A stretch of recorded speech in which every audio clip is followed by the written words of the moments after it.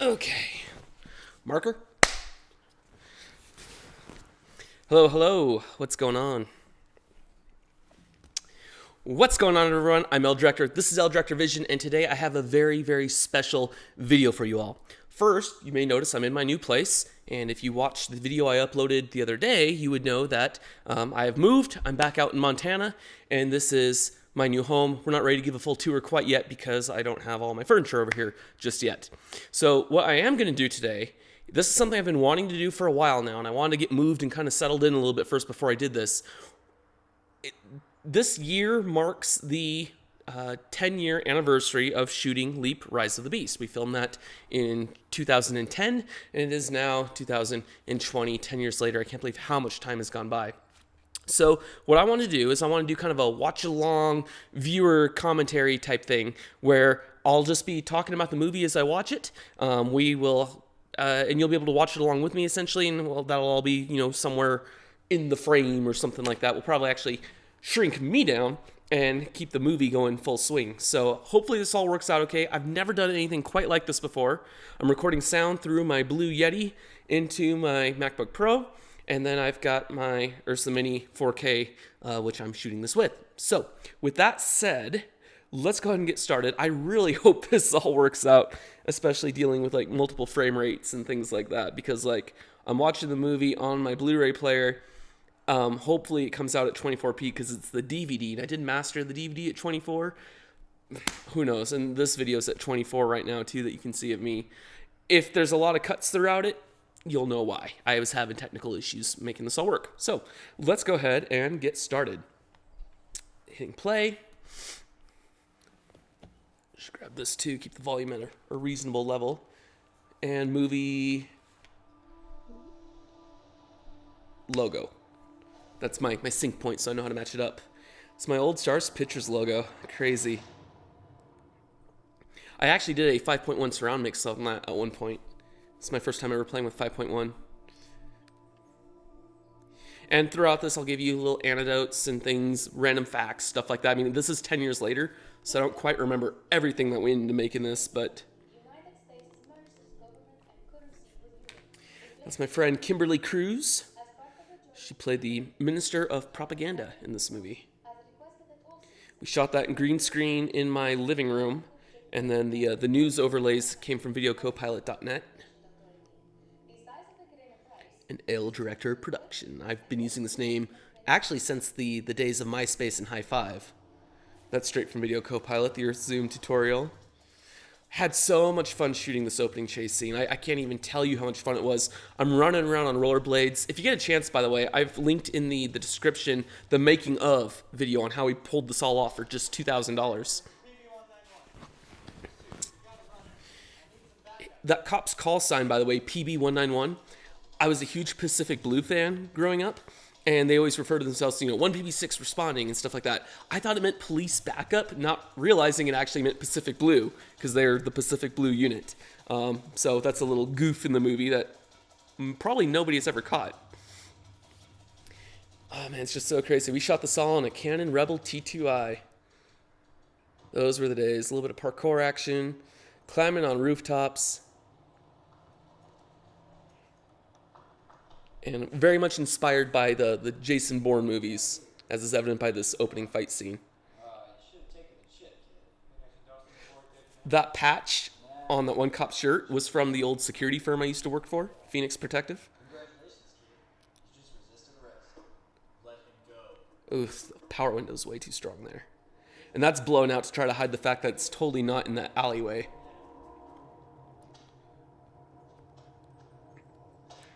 If I were to reshoot this now, I probably would cut it a little bit faster, a little tighter.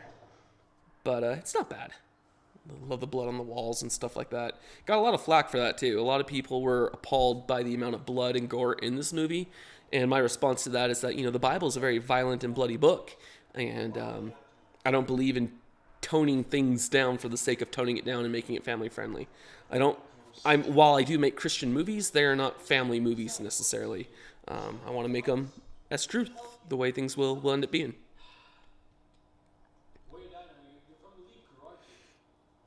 We ended up shooting the scene a total about 3 times.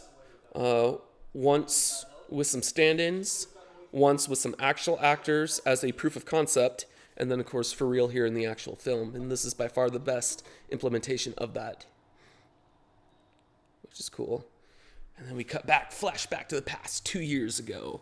So you'll see we started messing with Shane's hair and the beard on his face to make him look younger and things. So this was actually our last full day of shooting. Had him just buzz his head off.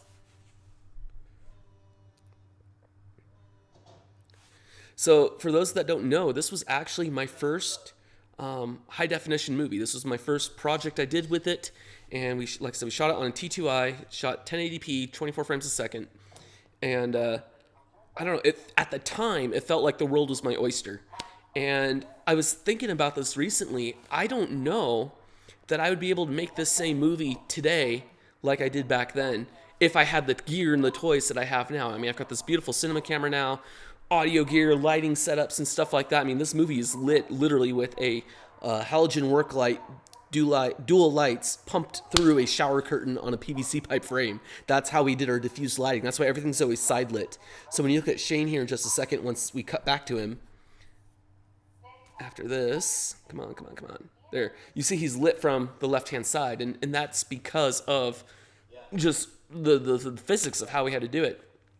And having a small DSLR camera really allowed us to just run around and shoot whatever we wanted. We didn't get kicked out of places or anything like that. I've revisited some of these filming locations, and I get kicked out when I have my big movie camera with me now because it looks like a serious production. So while I'm doing video work for clients and things, that's a great thing. You know, you put on the whole dog and pony show. But when you're actually trying to get a movie made, I would actually think it's better now for an independent filmmaker starting out to get something like the Blackmagic Pocket 4K and make your movie with that, because it's going to attract a lot less attention. And sometimes I think not having all the gear actually forces you to be all that more creative. Side note, this is a time lapse, which is cool because I had Magic Lantern on the camera at this point. I was able to do a time lapse without having to buy the remote. So that was kind of fun. Another fun note, if you listen, there's church bells in the background. And I told my composer who put them in, I said, I only will let you do it if you can do 11 church bells, symbolizing that we're living in the 11th hour, right up to that judgment point. So that's a little side note, a little fun anecdote. Rise of the Beast. Excuse me. I can never not say it that way either. So fun game you guys can play. Count how many times Shane ends up walking through this door, or anybody comes through that front door. I think we've got like 8 of them, 8 entrances into the apartment and such. And that was my old apartment in Spokane. That's where I used to live. One of the things that really bothers me about independent films is the white walls, right? Because you don't have clearances and rights to anything. And I'm a very eclectic person. I love stuff all over the walls. So I just left everything up, and we had to change a few things, add a few things to make it all appropriate. But yeah, I mean, those masks were really the masks that I had at the time. And a lot of people comment on the movie about the masks. They're like, what's with all the heathen masks on the wall and all the pagan masks? This is a Christian film, but he's inviting demons into his life. I just collected masks. I thought they were cool. I thought they were fun. And by leaving them on the wall, I could avoid the dreaded white wall syndrome of independent films. It's the only reason that I even left them up. And like I said, they had no spiritual meaning or connotation to me. I literally got to watch one guy even carve one of the masks that I used to have. It was this Hawaiian one, and I watched him carve it out of a piece of wood. He didn't put any incantations in it or anything like that. So there's a lot of fundamentalist Christians that do take issue with the masks, but I'm telling you, it was nothing to be worried about. So this scene, Shane wasn't here this day. So if you look very carefully, everything's always cut around, and yet they're passing, plates and food back and forth and things. And that was literally, a girl passes it off camera, and then Shane picks it and brings it back into camera, on his day, because we shot him a full 2 days later, which is why he's not on the scene or on the set with anybody else. It's also why the whiteboard behind him already has information on it that you'll see him writing in a further scene, because we'd shot that earlier in that night. Mariupol Deli and Bakery. So this character of Olia is actually based on a friend of mine, Olia or Olga Fox, and she literally worked in a Russian deli in Spokane, and I tried to use her and her location But her aunt and uncle owned the place, and they wouldn't let me film. And then she wasn't available to do the filming, so that's why we had the this girl who was Crystal in the last movie. She was gone when I needed to film all Crystal's scenes, but she still wanted to do the movie. So we just pulled a Sergio Leone and just recast her as Olia now. So that is not Crystal. It's the same actress, different character. Oh, and the one stipulation to being able to use this place is I had to put Peter in the movie because he wanted to be an actor and a model and stuff like that. So if I wanted to film at this store, I had to put Peter in, which is why he's there. But even now, I love how this looks. The background's just got this beautiful softness to it. The focal ranges and things just really turned out spectacular. And like I said, for me, with this being my first HD project and first time doing like a lot of visual effects and things like that, it just felt like anything was possible.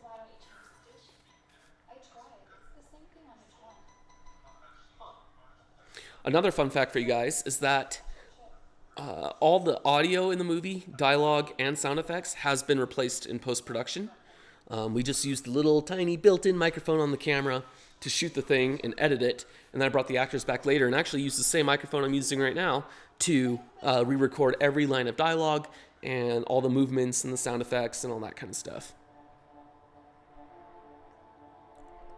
The music you're hearing is composed by Mark Richardson. This was a little spontaneous thing that Alex plays the character Shane, that he and I did one day.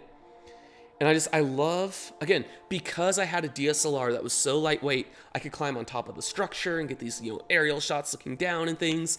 And the movie actually feels a lot bigger than it is.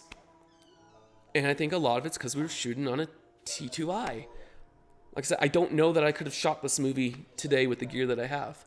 It would be a totally different movie.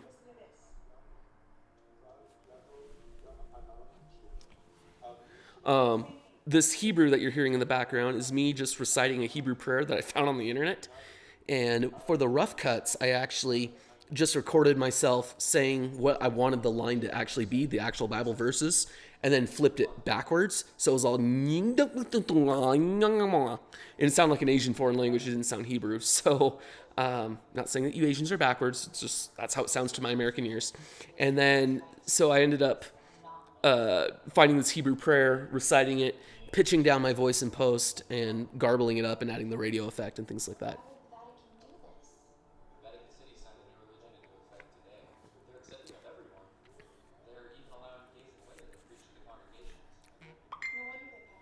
Ding! Somebody's trying to get a hold of me. It's the fiance. Let's see what she wants. Ooh, my. She's driving through a storm right now.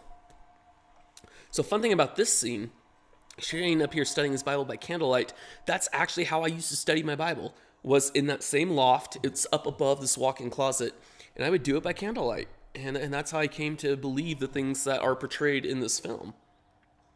Something else I do want to be very clear about is that we never use the term Seventh-day Adventist in this movie. And I don't even really consider myself much of an Adventist anymore. I do agree very strongly with most of the Adventist beliefs, but there's a few things I don't agree with anymore.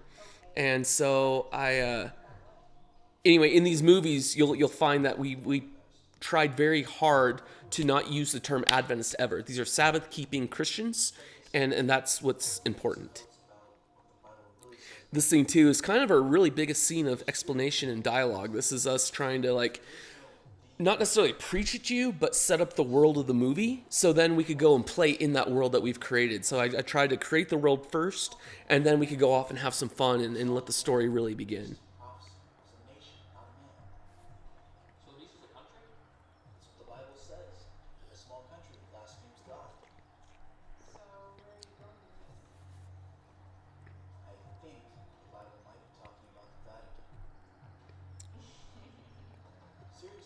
So kind of getting back to what I was talking about earlier while this scene's going on.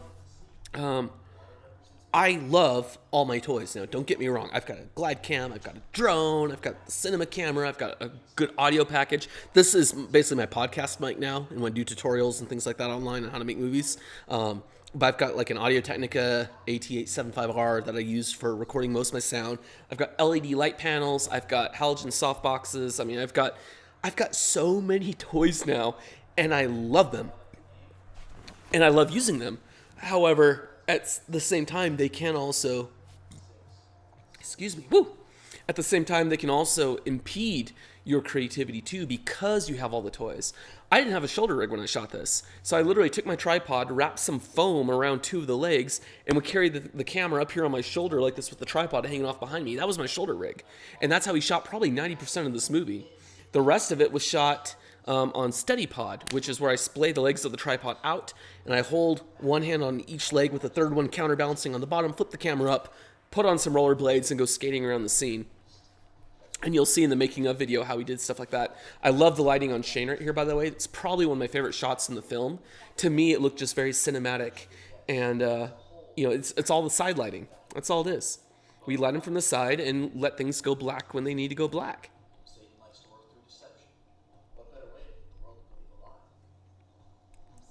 So directly behind him and up is where that loft is, where he was doing his study earlier, just so you guys have a little bit of the geometry of the place. But I mean, just look at that. Like, I look at it today and it still looks so stinking good. There's a misconception that with these DSLRs and small cameras that you don't need to light your scenes. And that's a lie. You really do need to light. But the lighting doesn't have to be extravagant. Like I say, 2 halogen work lights being pumped through a 5-foot shower curtain hanging on a frame. And that was it. Again, watch behind the scenes. You'll see how we pulled it off.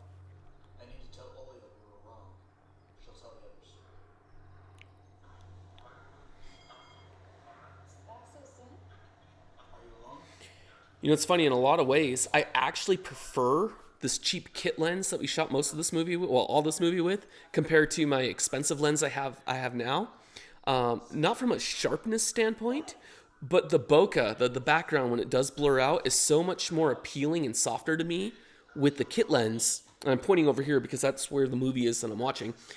Compared to this lens, the speculars on it are very sharp. And so when the background blows out and you get your bokeh effects, it's a very harsh bokeh. It's not mushy. And I kind of like the mushy look, honestly. But no, I'm not going to put a kit lens on my cinema camera. That's just some things you just don't do. As their understanding of Bible prophecy becomes greater, they begin to, of course, understand more of what's being said on the radio broadcasts. And that's kind of just that gift of understanding in tongues and things like that. So that's what's happening here. For the record, a lot of my cast are actually Pentecostals that do speak in tongues as they understand it. I don't agree with that interpretation. I believe speaking in tongues is speaking another earthly language for the sake of spreading the gospel. So tongues are meant to be understood by somebody else, not to be interpreted. And so that's also why they begin to understand the Hebrew language. And it's an earthly Hebrew language. It's not the language of angels or something like that, like a lot of Pentecostals will tell you. We don't know. 1 minute, it was Hebrew. This looks great too. We got some candles in the background, giving some nice highlights. That's a slow down shot of Charles on the couch. We need to figure out the rest of the broadcasts. Why? Whoever's doing this may know more than we do about the beast. Because the broadcast started the same time the Vatican. So now we're setting up, we've already set up the world. Now we're giving them their MacGuffin, as Hitchcock would say. The MacGuffin is something that just gives the characters a reason to do what they're doing. In this case, a radio broadcast coming from a nearby mountain peak, spreading the gospel message and things that are pertaining to what they're coming to understand through their Bible study. They want to find out who that is. At the same time, the Vatican also wants to find out who it is. And they're going to pin it on the Leap Crew later, as I'm assuming you've already watched the movie. Spoiler alert, by the way. And so that's all the radio broadcast was. It was my MacGuffin. It doesn't really serve the story except to give everybody a reason to do what they're doing.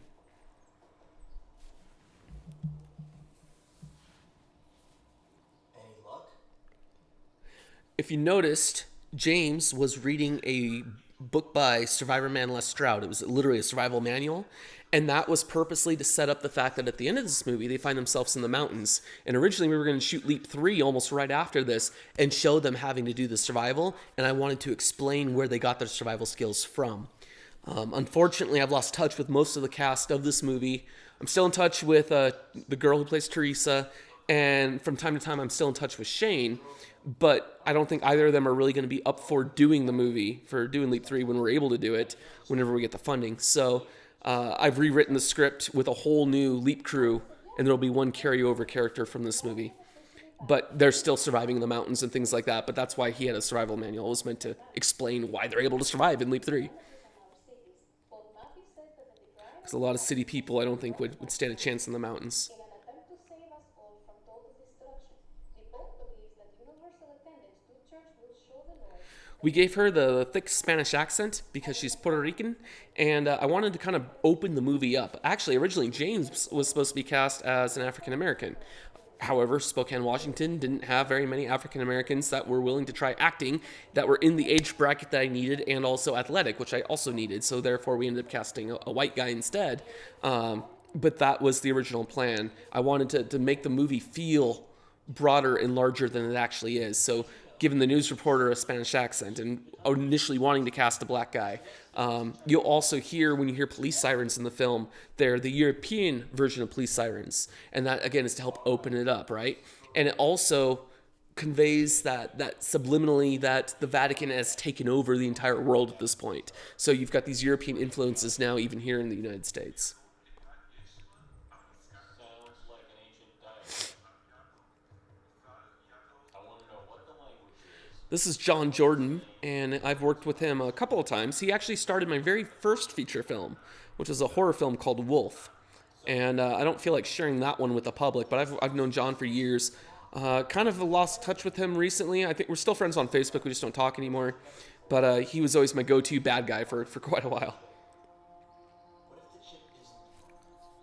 At least not all. As far as Editorial is concerned, shot this, like I said, with the T2i, converted the 1080 footage to, I kid you not, 240p.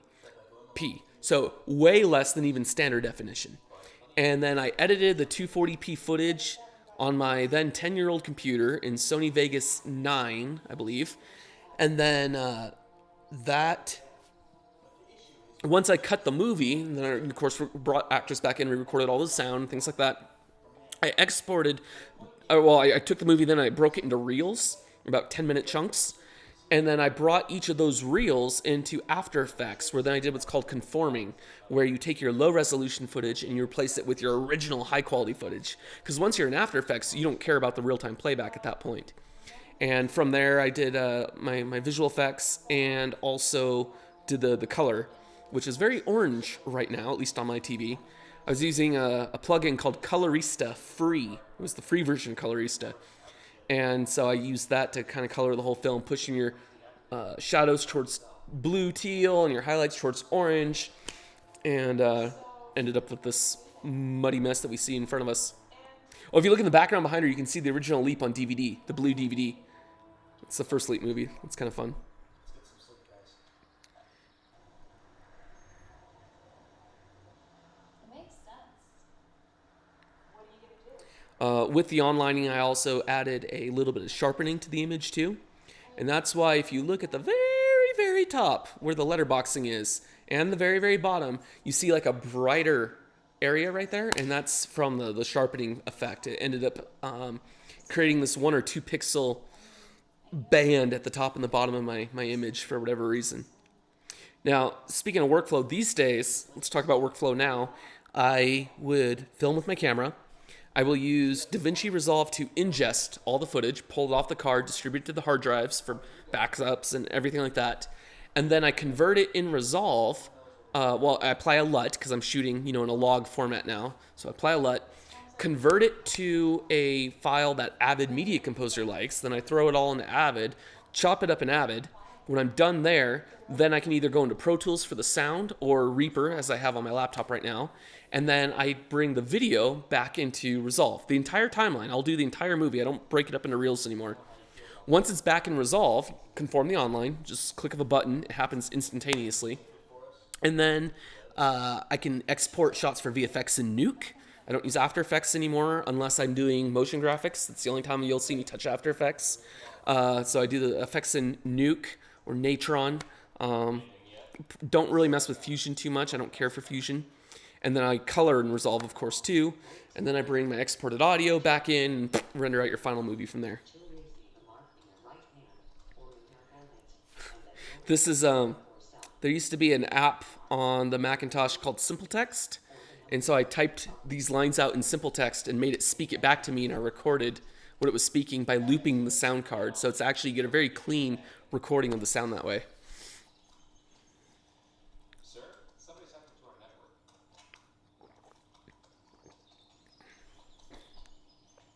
network. The interface is a program called Blender, which I still use for all my 3D animations. And I didn't have much 3D in this movie except for the satellite whipping past the screen at the beginning, but I'm getting more comfortable with 3D graphics, and that's a really old version of Blender too. There's Alex's parents up front, Shane. Think for yourselves. Read your Bibles before they're taken from you. You follow the beast and you don't even know it. Who's this beast? Vatican City. And that's his dad as well.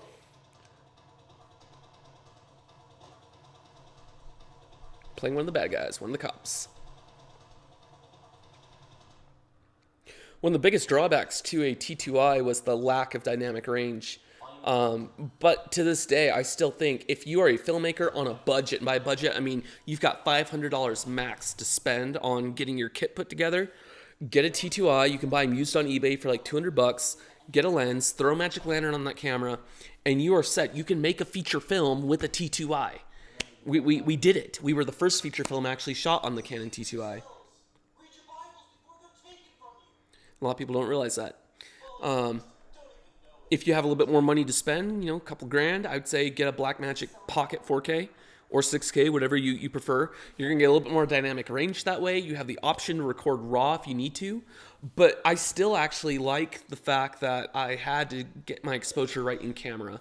I learned so much shooting this movie on a DSLR about f-stop and ISO, white balance, and just making everything play together to get a good and decent image. I still think it's a good learning ground. If that's all you can afford, get the T2i. Don't get a Sony. I know everyone's all about the A7S because it's season low light and you don't. No, learn to light your scenes, okay? That's what's going to help make stuff cinematic. Even this shot right here of the guy sleeping, we had a light on him that I dimmed by throwing a t-shirt over the front of it, a white t-shirt. And then I color corrected it in post to give it kind of that greenish hue to the whole thing. Don't be afraid of letting things go black. You can see it adds a lot of punch and contrast and I think a lot of flavor to the film. Last summer, we started shooting Surviving the Wild, a feature film based on my time being homeless out here in Montana. And again, all the night scenes. I lit the night scenes, but I wasn't afraid of the blacks. If I didn't have enough light to, fill in all the trees or something like that, I didn't worry about it. Give her out the green light. But do please, please, please light your scenes. Don't worry about sound on set. A lot of sound guys are going to say, whoa, sound's more important than the video. Sound is very important, don't get me wrong. But when you're starting out, focus on telling a story visually. Film is a visual medium. That's what you need to be learning how to do. So don't worry about the fact that you don't have audio gear and things. Do ADR like we did. Don't be afraid to ask people for favors. I had a friend Alex, that worked at the Russian store. She said I couldn't shoot there, but she was able to refer me to somebody who would let me shoot there. So, and a lot of my actors were friends of friends of friends, or friends of other actors I'd already brought into the film. And it really just allowed us to make something really special, I think. And, if I can do this, anybody can do this. There was nothing special about me or my storytelling ability, I don't think, in this case. I was just willing to go forward. And, every time you hit a brick wall, you're like, all right, well, how do I solve this creatively? And you figure out a way around it. You figure out a way to make it work. Did you hear the good news? I mean, you can see even the T2i doesn't do bad in low light. In this case, we turned off all the lights. This is all natural lighting with a little bit of light pumped onto the walls. Actually, no, we bounced it off the ceiling to kind of give a little bit of a cast in there. But the camera does well. It holds up. And that's the kit lens. This isn't anything special. This is something you could buy your entire package for like $300 for.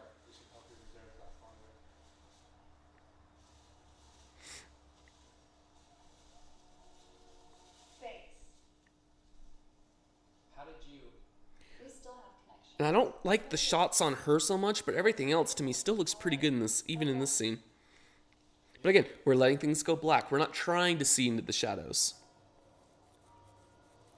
That scope came from the DV Rebels Guide. That's an airsoft gun for the AR-15 because I didn't have a real one at the time. Nor would I want to pull out a real AR-15 in Spokane, Washington, especially this day and age.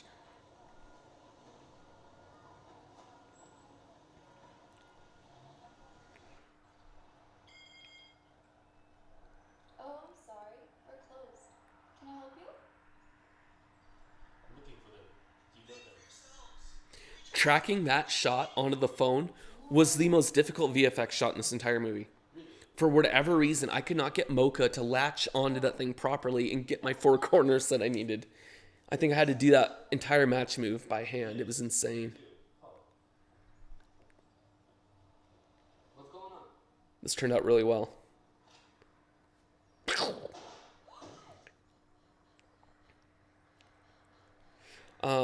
I did learn After Effects and visual effects for this film. Like I said, I don't use After Effects anymore. I use Nuke. But I really learned a lot about visual effects doing this movie. Oh, Shane's not on set with these guys this day either. So you're going to see someone run past her in a second. Girls, go home. James, let's go. And that was one of the actress's boyfriends wearing just a black hoodie whipping past the frame, again, to help tie it all together. So again, getting back to the fact that if you can't get even your actors on set together at the same time, just be creative about it. Think about how you can make the whole thing work. You'll see the holding cell in a bit, and I'll talk about that, how we pulled that stuff off. That, again, was a cheap, low-budget movie trick. This fight scene was so much fun to shoot.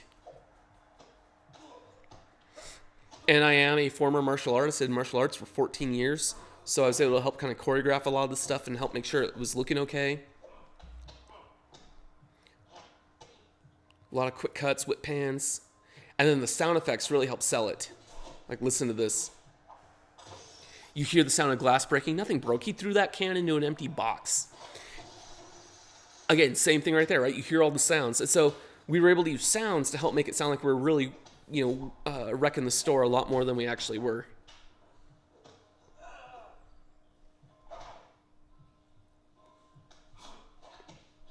This was probably the hardest part of the fight to shoot, is how to figure out how to get his arm down into the door so we could crunch it like that. Why are you after us? Because you're the ones that are behind A the little bit orange, but overall looks pretty good. I love just the lighting overall in this scene. Who do you work for? The Congregation for the Defense of the Faith.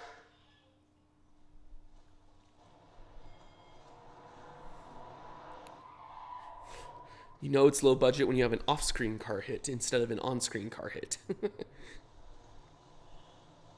But look at it. Like, just overall, it looks good. The other thing I did when we were shooting, this is before Magic Lantern even came out, which, by the way, if you get this camera, put Magic Lantern on it. Don't even think about it. Just do it. But I put a screen protector on the LCD screen, and I drew with a Sharpie lines indicating where my 2:40 aspect ratio would fall. So we actually filmed it framed for 2:40. A lot of people today just slap black bars on their video and think it makes it look cinematic. And that only works if you've already composed for that. You can't take a 16:9 frame like this, like I am right now, and just slap black bars on and expect it to look good. It's just not going to work. The other thing I did too is on the DVD and on the YouTube upload, I think on the YouTube upload, don't hold me to that one, I gotta go back and check it, but I rendered out a 2:40 aspect ratio master file. So I did not actually add black bars to this at all. Any black bars that you see have been added out of necessity by whatever device you're watching it on. The actual master file does not include the black bars.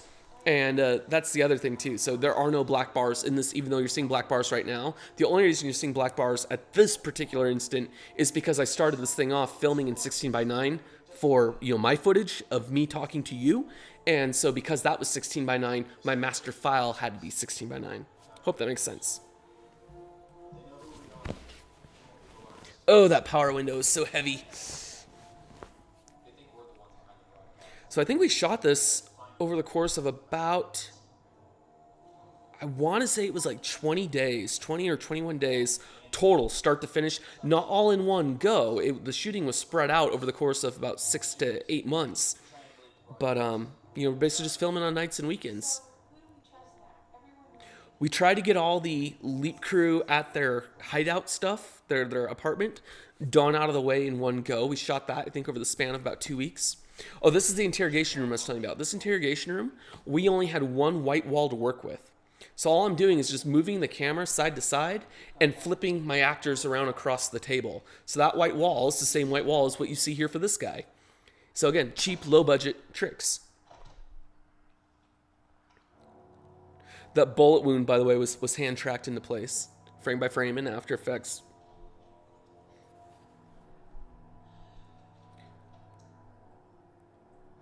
I think Wes Gunn's hanging a little bit low there, but... Now, the day we shot this at the Coeur d'Alene Resort, right there, I also shot a bunch of stills, which actually ended up becoming the poster for the movie. And it was just a spontaneous, impromptu, on-the-spot thing.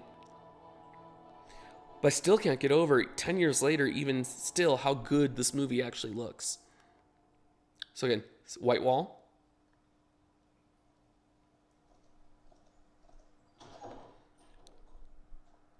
And...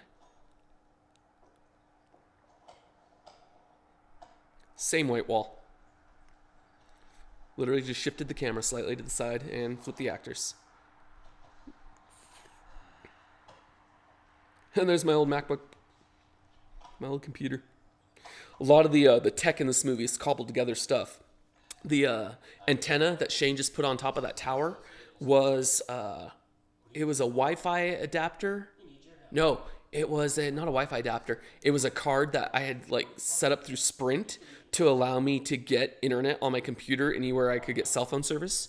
And I taped to it 2 pieces of RAM from my computer when I'd upgraded my RAM. I had this RAM cards left over and I just taped them to it or glued them to it. So the tech you see here is a USB cable, another internet adapter, and a flashlight. This is just a flashlight right there with the internet adapter glued to it. It's like instant props. It's called kit bashing. So much fun. I've since realized that this movie would technically be rated R because of what you're about to see happen here. When Luke gets the gun pulled on him, I've since learned that anytime you pull a gun on a minor, real or not, you automatically get an R rating on the film. At least that's what I'm told. So there's your R rating right there. This microchip you're about to see, by the way, was I broke off the bottom of a headlamp bulb that I picked up for $1 at the dollar store for cars. I just, with a pair of pliers, snapped off the bottom. I ended up within this glass thing about the size of a piece of rice. But why me? Because you're a tracer, and the people we're after are just like you. What did they do? Decisions first, information later. Time's up. What's it going to be?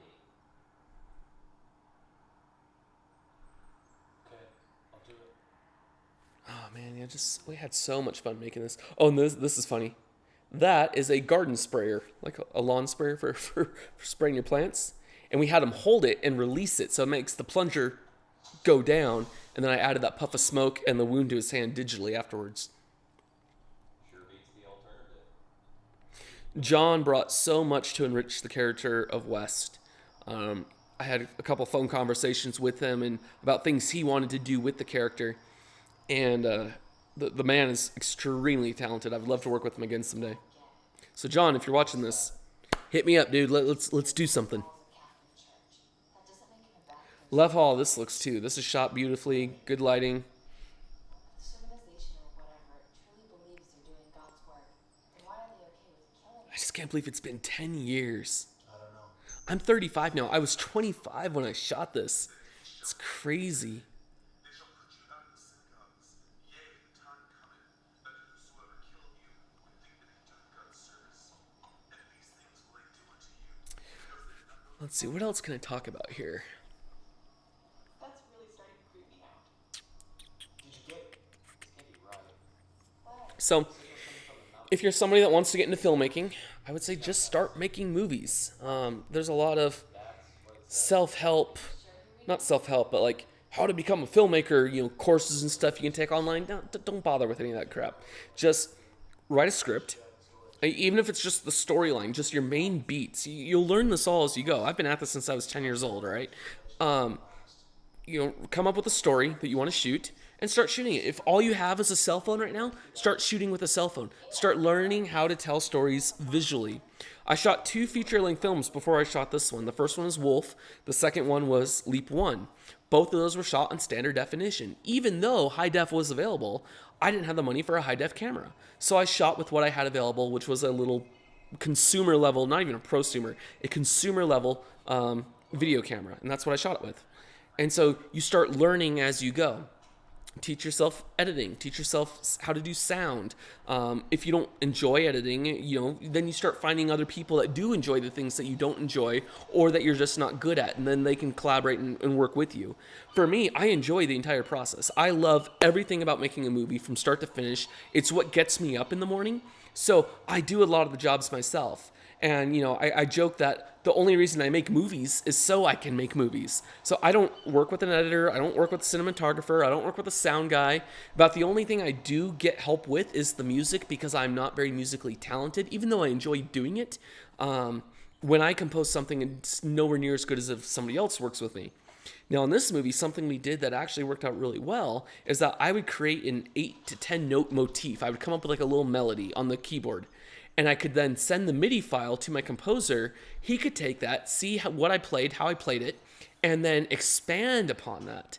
And that worked out really well. So the themes I hear in this, a lot of times, like Crystal's theme, Shane's theme, that kind of thing, are themes that I helped create, and then he took them to just a whole new level, to a place that I couldn't do. Or to a place that I couldn't on my own, I should say. But, and I would say, especially early on while you're starting out, it's good to do all the jobs for the sake that it's going to give you more experience on how to communicate with people that you end up working with later that will do those jobs. So while I don't have a musical background, I did all the music for Leap 1, believe it or not. That was all me. And so I've been through that process. I've been through that experience, and I kind of then have a general idea of what goes into it, and it helps me communicate that with my composer that much more. Even if you hate editing, learning how to edit is going to make you a better filmmaker. This scene right here coming up, probably one of my favorite scenes to shoot doing this. We shot this all in one day, but in 2 different locations. So that wall does not exist. That is a digital wall that we added into the shot, and it looks digital. I didn't do a good job on the effects for it. But when they're flying over the wall, that's at a high school. So this is at a high school, and I just replaced the background. I put the buildings there to make it look like it's the same location. So you're at a school, downtown, school, downtown, downtown, downtown.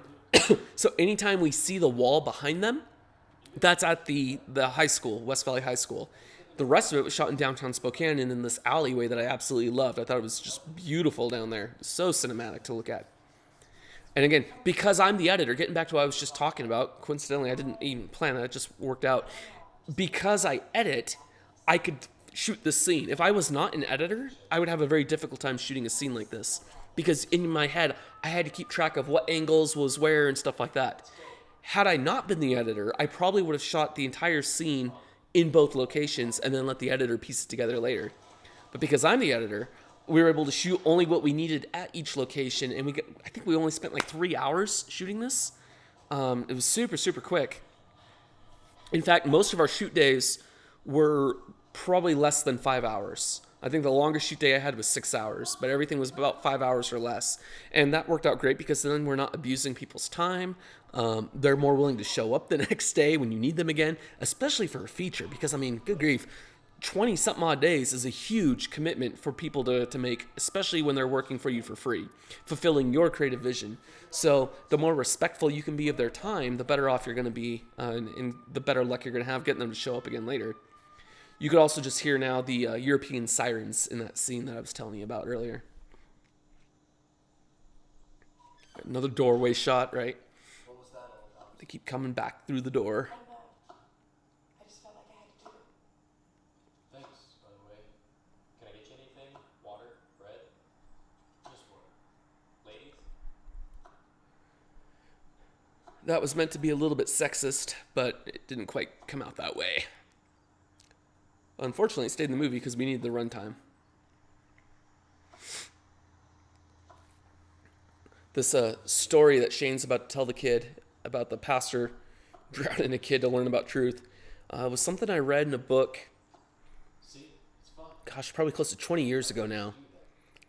And it's something that I could personally relate to because when I realized that what I'd been taught in churches growing up didn't actually match with what the Bible actually said, I'd felt deceived and lied to, and I wanted to know what the truth was at all costs. And so that's the kind of analogy Shane's making right now to Luke, is that when you want the truth as badly as that kid needed air to breathe, you'll find it. Like when you need it that bad, you're going to seek the truth out and chase all the rabbit holes you can until you get to the bottom of everything. And that's what I did. I spent 2 years studying on my own. I said I didn't want to do Bible studies with anybody. I didn't want an outside influence on me. It was literally an ex-girlfriend's parents had said, read your Bible and then tell us what you believe. That was my catalyst. And initially, I read my Bible to prove them wrong. I'm like, well, I'm going to go find the verses I need. Not looking it up online. I'm just going to go through the stuff on my own and prove to them that they're wrong with what they're saying. And in the process of doing that, I proved myself wrong. And I realized that, wait a minute, the rapture doesn't match up. The common view of the rapture doesn't match up. Who the Antichrist is, the mark of the beast, 7 years, all dispensationalism does not match up with Scripture. And the more I'm reading it and taking things at face value here, I'm like, wait a minute, there's something else going on. And I started looking at history and looking up historical events and working out the time prophecies of the Bible, 1,260 years and all that kind of stuff. And very quickly realized that there is a huge cover-up about this message that we're kind of talking about here in this movie. Now, something that's interesting I found is that the actors didn't realize what this message was until after the movie came out. And I don't know how that happened because none of them believed like I did. They're just like, oh yeah, it's a fun little Christian movie. I don't think they actually really fully read the script or understood the script until after they saw this. And they're like, I didn't know we were portraying this. So I thank God that he allowed it to happen.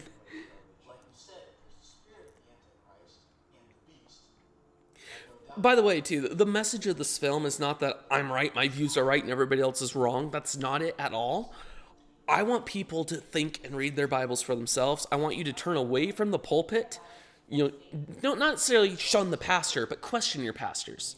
And say, he just said that. Is that what the Bible really says? And go to your Bible and look it up for yourself. That's what the message of these movies and this entire series is.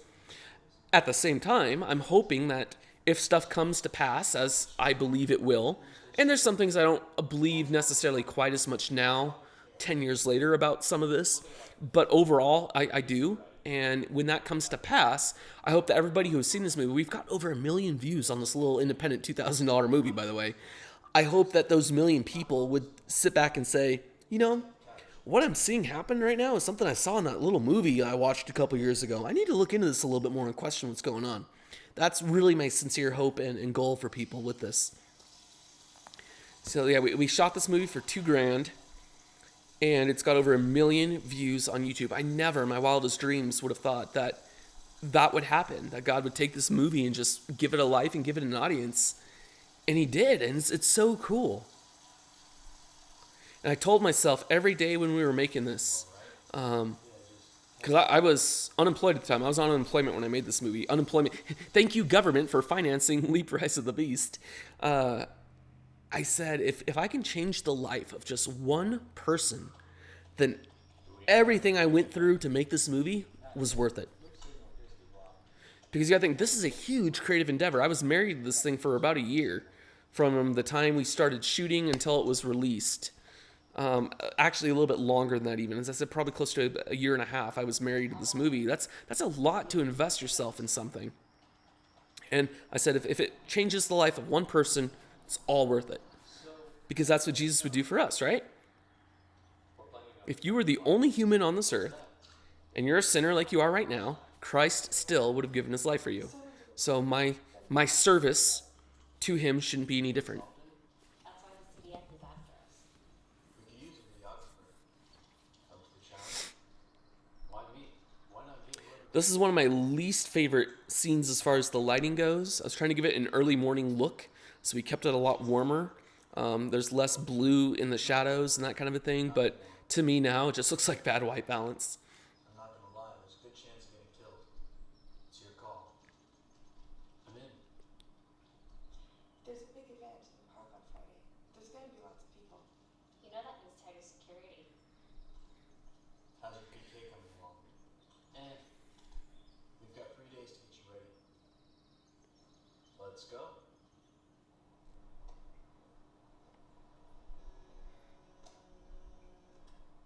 escape.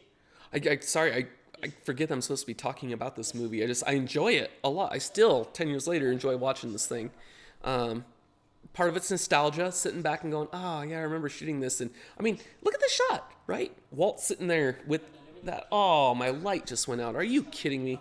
All right, we got to pause this. My batteries died. I'll be right back. But I will keep these running. All right, let us resume.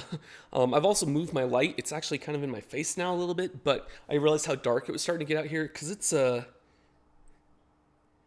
7:30 as I'm currently recording this right now. And yeah, so anyway, shifted the light around. That's why it looks a little bit different. No big deal, no worries. Play. Oh wait, I need a sync point because I did stop the camera. But yeah, I love how that looks. I mean, it looks good. It looks really, really good. If he goes too far, I'll take care of him. Fine. Not bad for we spent $800 on the camera. Alex, actually, my main character, the reason why he's an executive producer on this is he put a lot of money in towards the camera to help me out. This is probably my favorite scene as far as the look goes. I love how this all turned out. It looks very filmic and cinematic to me. It does not look like video. Okay, that's cool and all, but how do I get up? Come here, try this.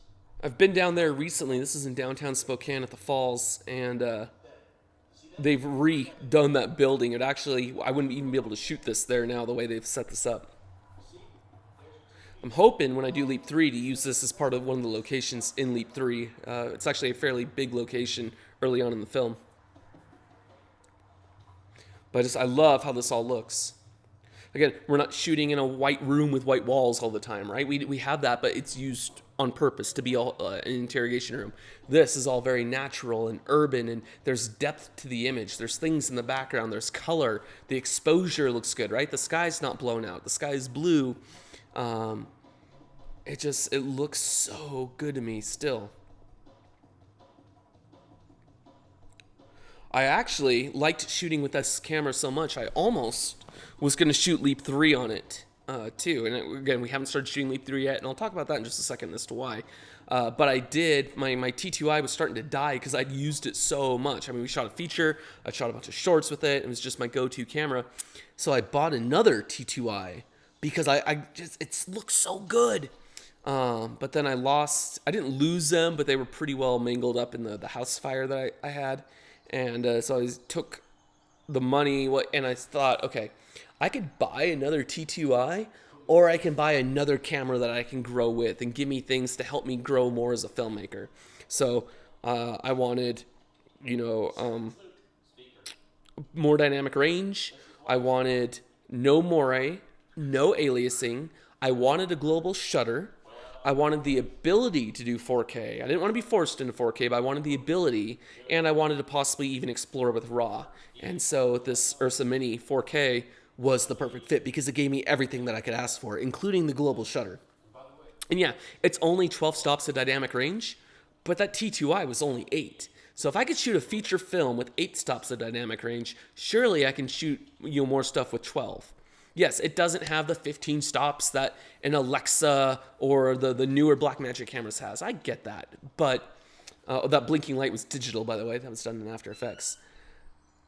But I've got a great camera now that can do what I want it to do. And the global shutter is so nice. Gives it just that little extra cinematic edge and less of the video look that you find with the newer cameras. Plus the color science. Blackmagic, What you guys did with the Ursa series is spectacular as far as your color science goes.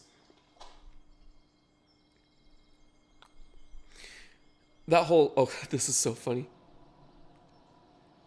After Effects explosion, not the best compositing I could have done, but I was just trying to get the movie done at that point. And I remember when I wrote this scene, the day I wrote that there was an explosion in the movie, I called up Chris Trechter, who was an early producer on the film and then had to drop out. And I said, guess what? He goes, what? I said, there's an explosion in this movie. He's like, really? I said, don't worry, we'll figure it out later. But when you're making your early projects, do things that you know you can already do. It's good to do some tests and experimenting, but generally speaking, feature films are not the place to do your experimenting. The only reason we did on this movie the way we did it is because initially we were hoping to get a larger budget. We were hoping for like $100,000, $500,000 to just shoot this thing. And so I figured I would have an effects team helping me out. I could just shoot stuff and it'll be somebody else's problem. Well, it ended up becoming my problem, and I had to figure out how to do it as we went. And I would not recommend doing that. Learn your effects ahead of time, and then write a movie based upon what you now know how to do. We've got more important things to do. All right, guys, let's do this. That's original camera audio. Listen to us. That's green screen. You're forced to go to sanctioned churches, correct? Our message to you is simple. Camera audio. On anyone. You have to choose to love God. You who are going along with this chip garbage are going That was the first time I'd ever had seen an iPhone in person. I asked the crowd, who here has a smartphone that can take video? That's green screen. And when judgment day comes, you will be destroyed. Read your Bible. This chase coming up was a lot of fun to do. I'm flying around on skates everywhere, and we shot it between Spokane, Coeur d'Alene. It was all over the place. In fact, there's a minute or a point later where they start at the parking garage in North Spokane, and they end up on the roof of a parking garage out in Coeur d'Alene, Idaho. Which, for those of you guys that don't know geography, Spokane is about 30 minutes from Coeur d'Alene. Loved these silhouette shots. Oh my gosh, they were so beautiful. As I'm shooting it, I'm like, oh, this is gold. This looks so good. We had so many people looking at us too as I'm flying around on skates yelling, okay, leap crew, action. Man, it's all on rollerblades. Loved this shot, wiping the frame, having stuff come in. And this is an in-camera effect. Watch this. That was literally having the camera on the dumpster, panning to the actress. While I panned over, he stepped into frame, leaning on the dumpster casually, and then whipped back, and there he is. Again, wiping the frame, keeping it cinematic, right?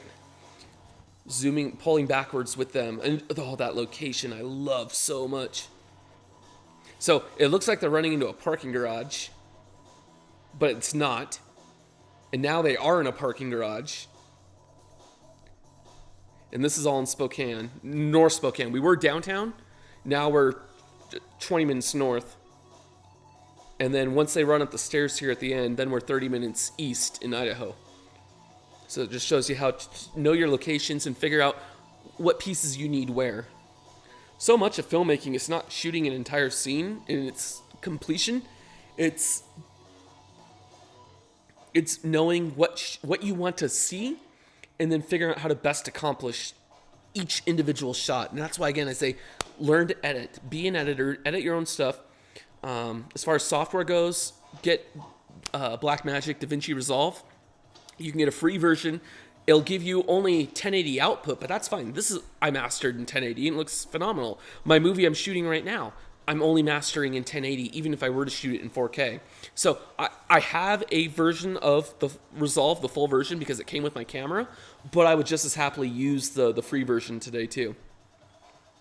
If you have an interest in being an actual editor and learning the craft of editing and not so much on special effects and the other stuff, Avid Media Composer has a program called Media Composer First, and that's a free one that you could use. It's limited in a lot of ways, especially when it comes to exporting. You're not going to be able to interchange with other pieces of software. But again, if you're wanting to learn to edit and work in the industry, I recommend going that route because Avid is the industry standard. in the film world. Now, if you're in the video world, right, doing video projects, well, then everyone uses Premiere, unfortunately, which I think is total garbage. Not to hate on Adobe, but I'm going to hate on Adobe. I would recommend, like, and especially if you're starting out, you don't want to spend any money on the software. That's the other key thing. Like Nuke cost me $6,000 to get Nuke. You don't want to mess with Nuke.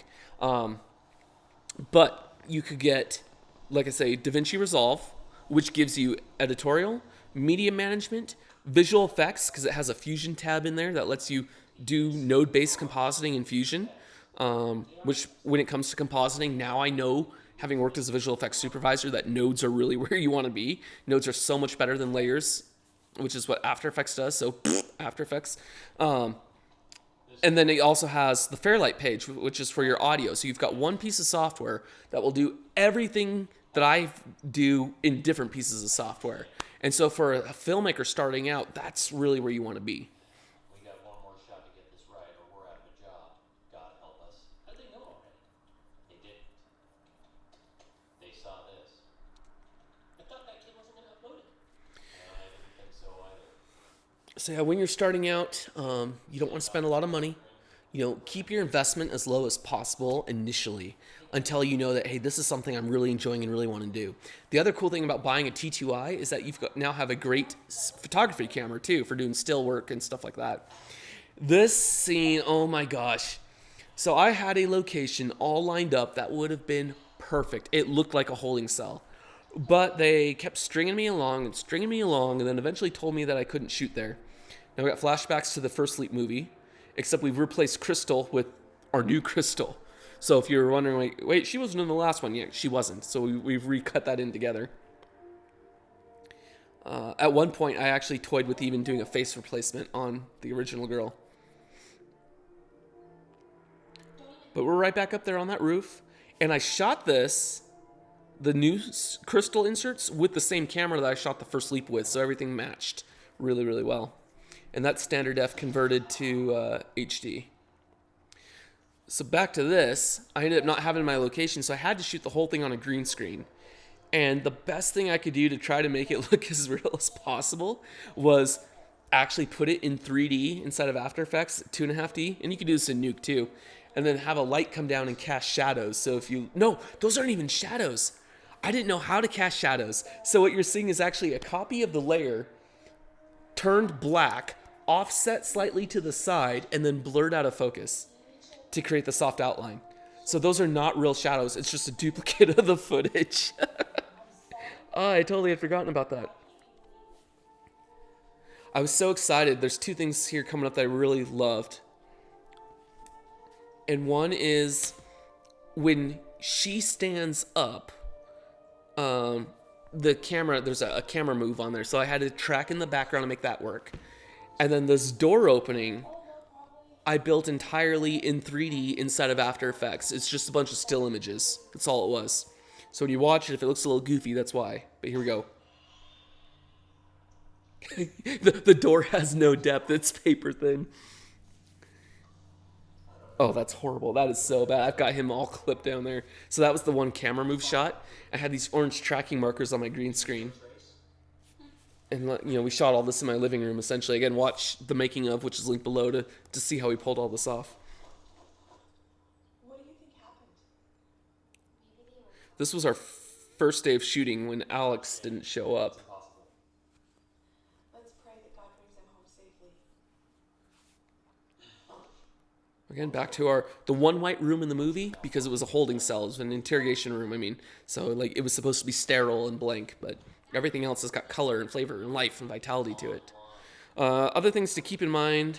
Oh, but this is getting us an R rating here, too, coming up. Yeah, the kid ends up getting it.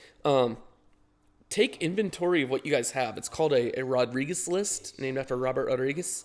And, in my case, I did a short film called Rosie, which will also link down below, for a 1-minute short film competition. You were given 1 minute to make your movie, right? And I took inventory of what I have. I said, well, I live at the time in North Idaho. I have guns, and I have an actress friend, or a friend that wants to act, who owns horses. So I wrote a movie based around that aspect. And that's how we ended up with Rosie, which, again, click down below when this is over. Don't click yet, but wait till this is done. Then go watch that. And you'll see that it cost me $18. That was gas for me to get up to where she lived. And then I bought a couple bounces and some food for her. And that was it. So we made a little 1-minute short film for like less than $20 because I had all the other gear, right? And it was based around things that I knew I had access to. In the case of this movie, I had my apartment. I had Spokane, I had Coeur d'Alene, really cool locations down there to play with. And I knew that I could rent a hotel room or a hotel conference room for a couple of days to do all the bad guy stuff. So if you think about it, that's the majority of the set scenes in this movie. It's just real natural locations out there in Spokane. Spokane's in Washington, by the way, which we won't talk about them right now with all this stuff going on in Seattle. Wait, you're Crystal? As in Shane's ex? When you see me reach over, my laptop screen keeps dimming, so I'm refreshing it back on so I can keep an eye on my audio. It also gives me a counter so I can see how long it's been recording for, just so I kind of know where we're at with things. Look, guys, I'm hungry. So there's a little bit of rolling shutter in this scene with some of these whip pans and stuff like that, but it's not bad. But I have a global shutter now, so it's all good. How did this happen? Those laptop screens are digitally replaced. Maybe we underestimated it. Shooting the security footage. That was shot in my laundry room at the apartment I lived at there in Spokane at the time. Too much. Where is he? In a much quieter place. You killed him, didn't you? I love how he just dodges the question. This is all stuff that John brought into the equation. It's not gonna like this. Screw the Vatican. We're starting to see that even Mr. West is a rebel and doesn't really care to follow orders. He's going to do what Mr. West wants to do. We will be seeing a relative of his in Leap 3. Not a real-life relative, but in the film series, The World I've Created, he has a relative in Leap 3 that I think you guys will really appreciate. This is the obligatory conversion scene where Crystal becomes a Christian, finally. This music you're hearing, there's going to be a melody coming up with flutes. That was something that I created. I created the initial 8-note melody, and my composer took it and came up with the rest of this, which turned out really, really well. So I'm going to shut up for a second and let you listen to that. Except for telling you that is my leg. I shaved my leg and put on the fake scar wax because we could not have Crystal that night when I had Teresa there too, so...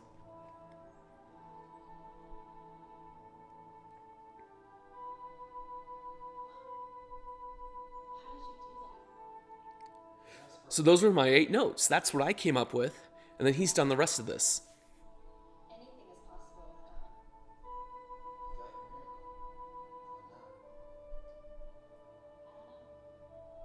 God set up a law for us to follow. So that's the beauty of working with people who are better than you at certain things. Is you get something that, to me, I still just love it. I'm like, that sounds amazing, what he came up with. And the collaborative aspect of that was just so great, so wonderful.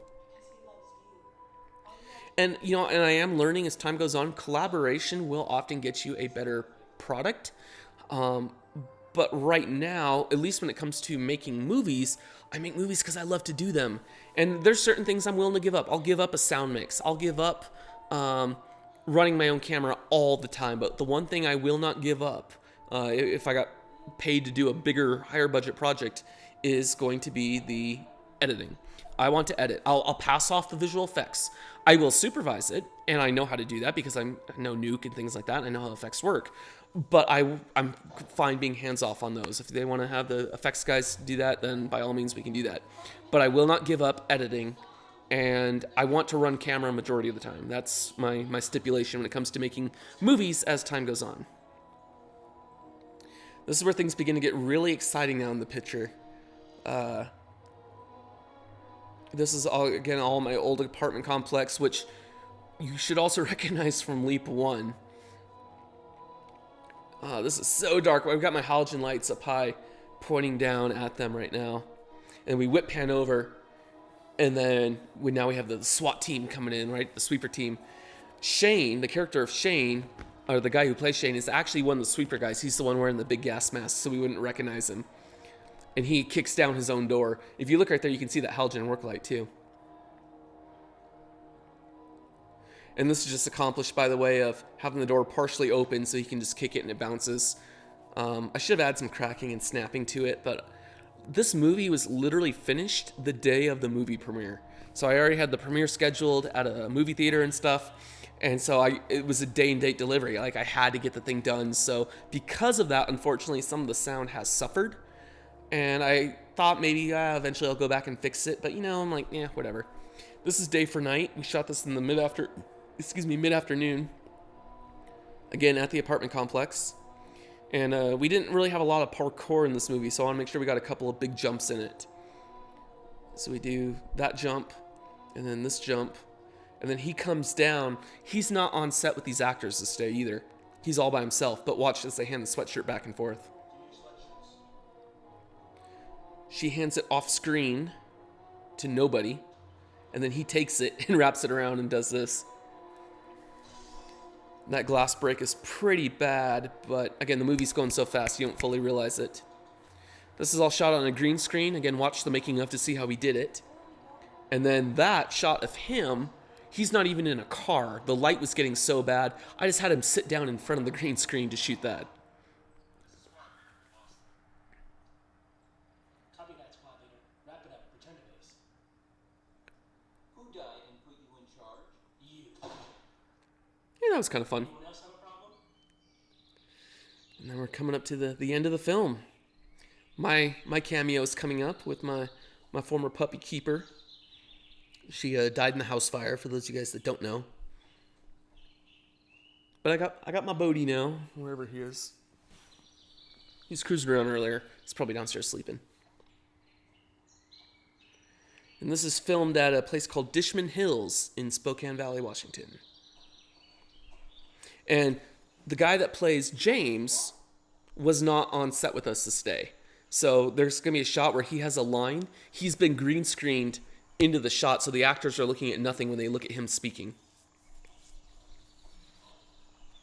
And there I am. 25 years young. Putting a little bit of weight up here. I need to fix that. Start working out some more. Living in Idaho, man, it sucked. I had no gyms or parkour areas or anything like that. Oh, and so in this scene, wait, right there. So there's the green screen version of him. And then whenever I'm on camera, Alex is running camera. And then I'm running it whenever I'm not on camera. So we're bouncing back and forth. So even when we're shaking hands, I'm shaking hands with the air. He's shaking hands with the air. And then the sound effect of the hand clasp ties it all together. And now we learn there's a larger conspiracy at work. I've been there myself. There's no tower up there.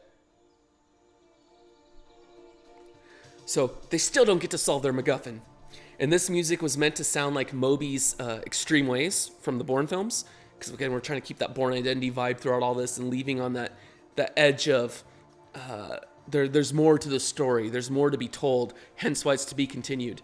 And to be honest, the only reason I wrote to be continued is so someday when I have the money, I will have to go back and make Leap Revelation, make part 3 of the series. The reason why we haven't done that yet is because this is the number one question I get asked all the time. Where's Leap 3? When's Leap 3 coming out? Okay, for all you guys that want to know when Leap 3 is coming out, here's the deal. I don't have the money to make it. The smallest amount of money that I could do that movie for is $20,000, okay? Because I need to be able to pay people this time around. I'm not going to have people work for free. I can't shoot it on nights and weekends like I did before. I don't live in Spokane anymore. I live out, in Montana now. So I need to be able to bring people together for a set amount of time and shoot the movie.